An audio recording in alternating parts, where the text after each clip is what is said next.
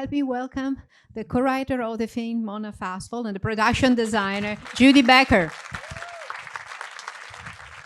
I'll start with a question, then I'll open it to the public. Mona, what made you want to make a film about architecture, and specifically about the brutalist movement? What resonated with you about that movement?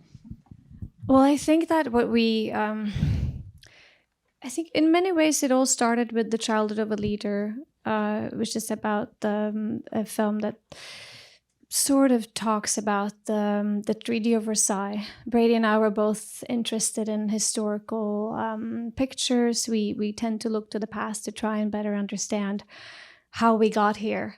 And we were both interested in architecture. My grandfather was an architect in Norway, and Brady's uncle that he grew up with was also an architect here in America. And I think both of us felt curious to explore how post-war psychology affected post-war architecture.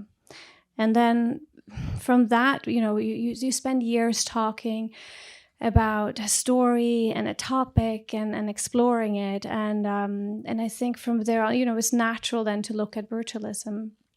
And then we both felt that brutalism is just, to us, quite cinematic, how you work with darkness and light, emerging from darkness into light, how you draw on minimalism and maximalism. So that's, yeah, I don't know if that answers your questions, but that was sort of the beginning, idea of it all. And Judy, you had to come up with Laszlo's vision. And can you tell us how you came to it? I tried to do it pretty organically, thinking about thinking through him as a character. And let's just be clear, he's a fictional character. And many people have not known that, even after seeing the movie. So I tried to think through him as a character and thinking about his experience and training and also where he was in his life, the life that you see in the movie, and what point he was trying to make in his art. So that in the beginning, when he's a refugee, just come to America, he's relying more on his training at the Bauhaus. So the furniture that you see that he designs is much more Bauhaus inspired, and then what he adds to it is taken from his surroundings. And that's basically how I continued to work through the entire movie, sort of progressing in that way. In a way, you had to incorporate the Holocaust, the memory of the aftermath of the Holocaust and the impact of the Holocaust rather on his vision. And how did you do that? And how did you, Mona and Brady, write? You said post-war is central to the heart of the film and the concept itself of the film. I mean, it was really important to think about that. Really important. And again, I think that Mona and Brady have talked about quite a bit that there were at least no known architects that did survive the Holocaust. So I did embed myself a lot in thinking about that and I had to look at a lot of photographs of the camps to incorporate some of those ideas into the Institute. And it was something that I'd always been quite aware of anyway, because my wonderful mother told me about the gas chambers when I was about 5 years old. So hence I'm a very traumatized, neurotic person. But so it's something that I have always known about and thought about. So, but really thinking about it from Laszlo's point of view, so I did a lot of that, and I looked a lot of imagery, and I really felt it, trying to feel what his experience was and how that would affect him as an architect, especially in the beginning. And I think, in the beginning when he's working with Attila and in the library, and he's kind of come to America with pretty drained, I think, but it also obviously surviving that experience and still having his creative powers and a very strong will says a lot about him as a person. So there was also that aspect of him that I had to think about and use in his work, and it was a draining but very fascinating process and wonderful for me as a designer. I mean, it's how often does a designer get to do something like this? It was really great. I got to do a period of architecture and design that I wasn't alive for, and it will never happen again. It was really great, but difficult, emotionally difficult, because I was trying to relive his experience. Mona, to what Judy said, you and Brady have chosen not to inspire, from a real living architect. Although Marcel Breuer and I presume other architects would kind of been providing some inspiration. Why did you decide to make it a fictional character? Because I think it's a more honest contract with the audience when you get to watch a story about a fictional character. I find myself so often, if I watch a biopic, wondering, how would you know that this very private moment happened? We always joke about, like, did Napoleon say that to his wife in the bedroom? Like, or how do you remember what you ate for breakfast when you were 5? So we're kind of, I think that you can just let yourself be, relax into the story more when you're not constantly wondering what you want to fact check later on your phone. So I think that's part of it, and then and then you can also decide what everything means to you. You can sort of let the story take you in the direction it wants to as you go. But of course, we did a tremendous amount of research and let that inspire us through the writing process. It is something that I've known you for a long time, and I know how long it took to make this movie, 7 years. And it's something that I find incredibly moving. Besides its beauty, it's also what it says about art, and the struggle of an artist. And I wonder how much your own experience as filmmakers and as independent filmmaker is woven into the spine of the film. I think in some ways, at least for now, I think this is one of our most personal films.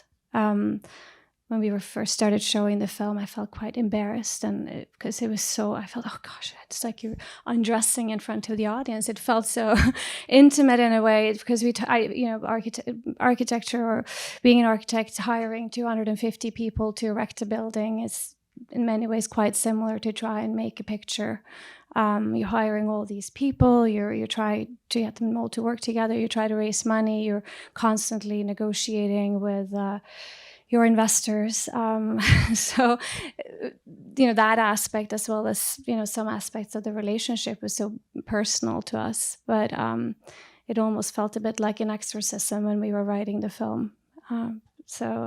But now, then of course it takes on a life of its own, and it becomes its own thing, and you separate from the piece of work that you did, and it's not so embarrassing anymore. For anyone that doesn't know, Brady and Mona always collaborate on film. They're co-writers on their films, and Mona has three films as a director, and this is Brady's third as well. And her new one has been edited as we speak, and so it's a creative collaboration that that's why the relationship with the couple is very moving. But I too am Laszlo. Just want to clarify that. I'm not just Erzsébet. The very imposing institute was built only as a model, correct? No. There were pieces of it were built on the construction site. Yeah. So there were those, and then we built the whole thing as a model, inside and outside, and then we shot locations for pieces of it too. So it's definitely many different actors were cast to play the Institute, and some of them we created from scratch.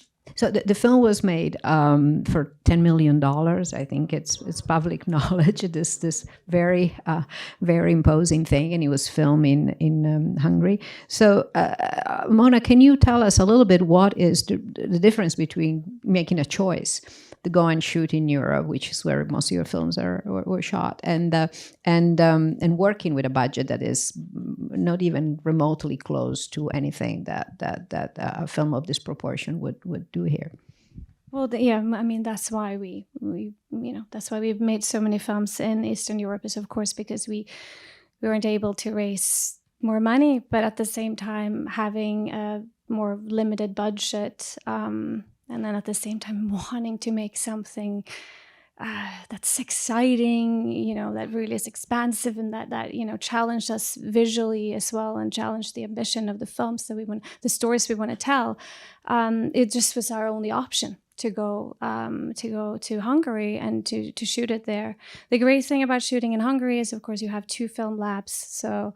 And there's great crew that works really well with I've worked a lot with celluloid, which is harder and harder to find here, especially young people. If anybody out there is still keen on working on film, they should really take on young people, teach them how to load a camera. It's harder and harder to find a loader here, even. So those there's some benefits to it, but it's also just, for us, it's just out of necessity. Like it wasn't a very sexy elevator pitch. No, people weren't yearning to give us a ton of money to tell a 3.5-hour long story about a mid-century architecture. So. Raise your hand if you wanna. I have one right here. Yeah, it's coming. Okay, you telegraphed something very interesting right at the beginning of the film, VistaVision. Okay, so that's a real 50s aspect ratio, rarely ever used now. How did that come about? Brady was very excited to work on VistaVision right from the get-go. One thought behind that was because obviously, it's in the name, just to shoot, these beautiful shots of the landscape, the buildings, of architecture. But we actually found that we really enjoyed shooting a human face on it. It's so beautiful for portraits. But the idea was really to try and do a little bit of time travel, to sort of really try as much as we could to evoke the epoch that we were portraying.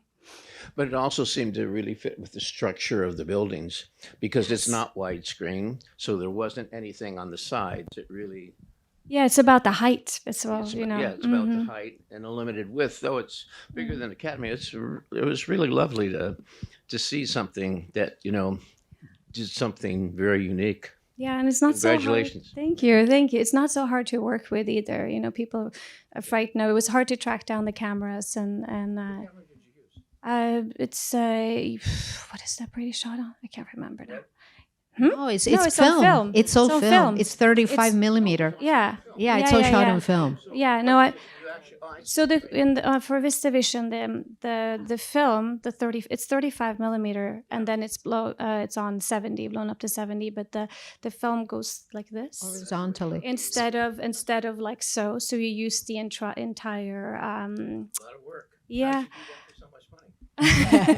Well, it's not that expensive to shoot on 35. It was hard to find the cameras, and it was expensive to make the first film prints before anyone was supporting that decision. But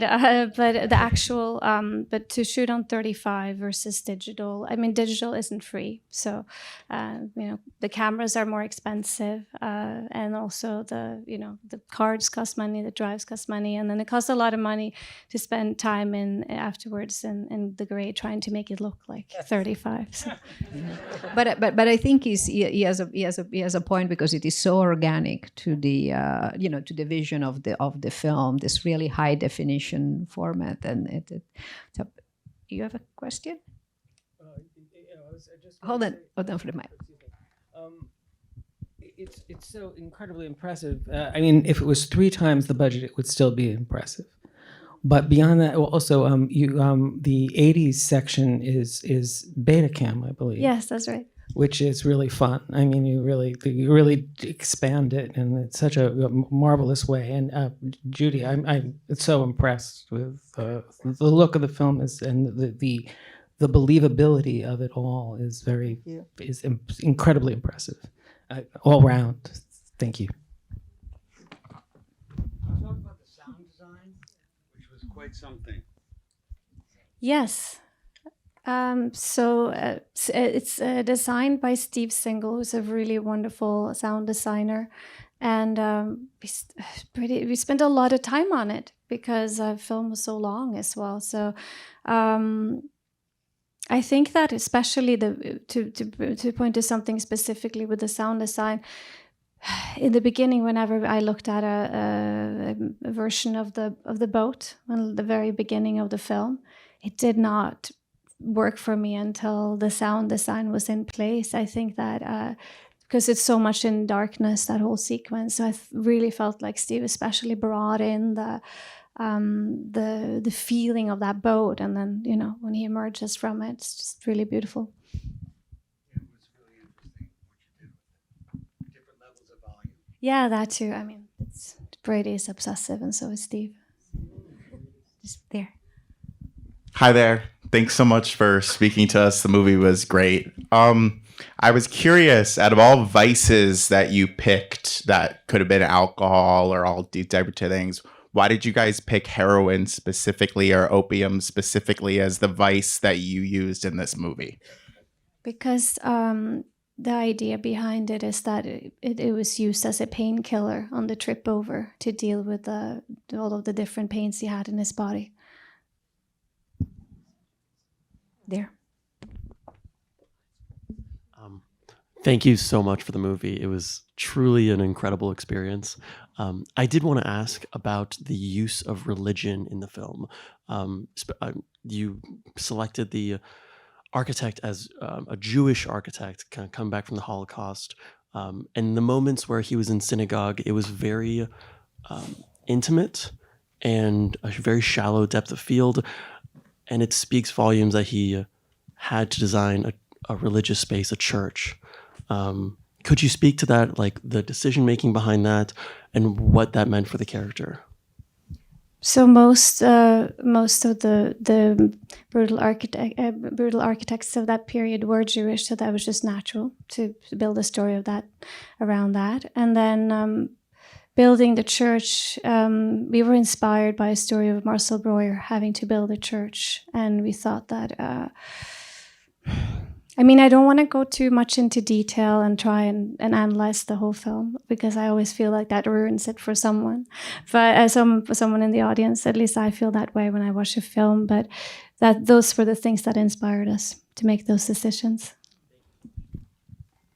Judy, there was a building. I read an interview of yours where you mentioned a specific building. And When I was, one of the first things I did on the film, and it was before we pushed once I was on the film, we still pushed like a year, and then before we actually started making it. And the first thing I did was design the institute, because it was crucial to understanding how we would approach building it, or what parts we would build, etc. So I was trying to wrap my head around a lot of aspects of the institute and the things that were scripted, and how I was going to incorporate the references to the concentration camps. And I was thinking about religious symbolism, and I remembered that in the town I grew up in, there was a synagogue in the shape of a Star of David, but you only knew this if you were overhead, like if you saw a plan of it, or I guess if you were in a helicopter. And someone had told me this. I was a kid, and you couldn't tell from the outside. I just knew it. And I think, like a lot of kids, I liked anything that was a secret or, hidden, and like some kind of mystery. And I remembered that, and I was thought about trying to incorporate some like subversive Star of David in the church, you know, in the Institute, which ultimately I didn't. And it'd be fun to say I did. Like, did you see it? No, that's the Easter egg that everyone's asking about. But no, I didn't. But I later found, like, I found out very recently, during this, during a Q&A, that Marcel Breuer designed that synagogue, and I had no idea because, you know, I was a kid when I knew about it. So yeah, so that's the connection. It's pretty funny. Just here, Barbara. First of all, both of you, thank you. Brava to both of you, and I know who's not here, but thank you so much. Particularly, I want to thank you. We waited so long as an audience for the reveal of Elizabeth, and she is such a heroine and so strong, and it was so wonderful to see that balance with the story. So thank you for that. But I have one very, very simple question, and if it's obtuse, I'm sorry. The end of Act 2, before we go to your final epilogue, is it obvious what happened, do you think, to most people? Well, my answer to that question is usually that it doesn't matter. It doesn't matter. I don't care what happens to him. It's not his story. So, you know, to hell with him. There is something in the second, you know, when they go to the Carrara part, you know, which is astonishing, and it's almost like the film becomes a dream. It just veers and reality before it's a much more traditional narrative. Can you talk me a little bit how you find the shifts like that? Because that's just like, it could be not even there, and that all night and the whiteness and this mountain. Well, I long for those moments in film, and I always try to find them. You have to find them in an organic way. You don't want to be gimmicky, or you don't want it to be put on. You want it to feel like it's just organically, it just flows into that sort of dream narrative, because movies are the closest we can get to dreams, right? It's just, and when you find yourself seduced by a story, but then all of a sudden the narrative, flows in that way, it's so exciting to me. And the idea, I guess, also worked because we are, we're going from all that, incredible dramatic scenery into something so dark and so kind of operatic. So, hopefully we would sort of earn that by kind of being in this more dreamlike space. There. Hi there. I was wondering if there was any, being independent filmmakers making something of this size, was there any moment where, as money would come in, the scope of the film would change? Or was there any stories about how that fundraising might have affected the narrative itself?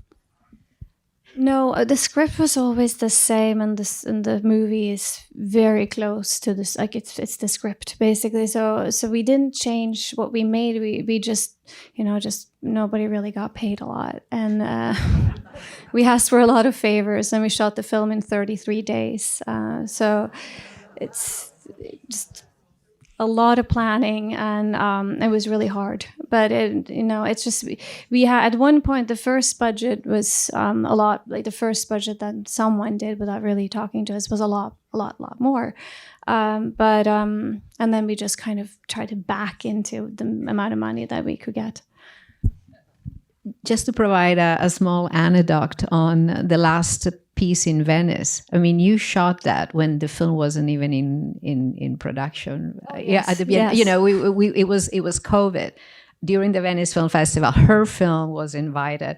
She came. They both came, and they used the island, Santa Elena, the island of Santa Elena, where usually the Giardini, the Biennale is, and we had set up a temporary screening room for the festival because it had to be outside because of COVID. So they used that, human traffic and the location to shoot 2 years before the film was in production. Oh yeah, because we thought we could never get an empty Venice ever again. So we just smuggled in a camera and shot a bunch. So that's how creative they are and ambitious. We have time for a couple of more. She's right there. The rape of Laszlo, just curious about that, because I think by that point in the movie, you already know Van Buren's character, so it doesn't really add a lot. So what was the purpose of including that? For me, it's all about power. It is about this man wanting to possess not just the art, but the artist. But it has nothing to do with sexuality. It's all just to do with power. And yeah, I mean, that's really all I can say about it. It was there from the very beginning of the idea of the story. It was what we felt cathartic and excited to let the story go to the operatic heights. That's what we, and depths, and that's sort of where we wanted to go. And it's so interesting in the relationship between the two of them, between Laszlo and Van Buren, because at the beginning there is this respect and this timidity, and then it grows like this guy's an annoyance. He wants too much, and then he has to on him. So you can also choose to think that it's his perception of the relationship. You can say that it happened, did it not happen? For a while, you can yeah. But yeah.